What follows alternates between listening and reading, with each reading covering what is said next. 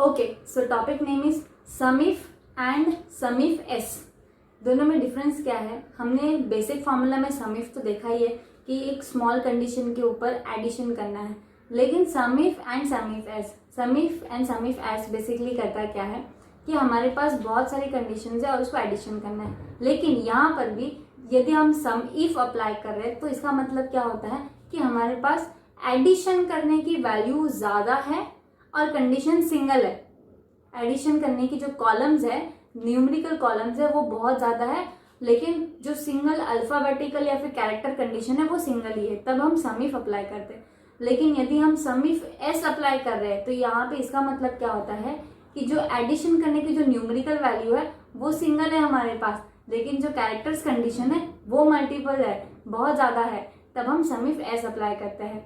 तो सम इफ एक पहले हमसे सम रेंज पूछ लेगा और जो सम इफ एस है वो criteria range 1, criteria 1, criteria range 2, criteria 2, एक एक एक एक पूरा पैर बनाएगा।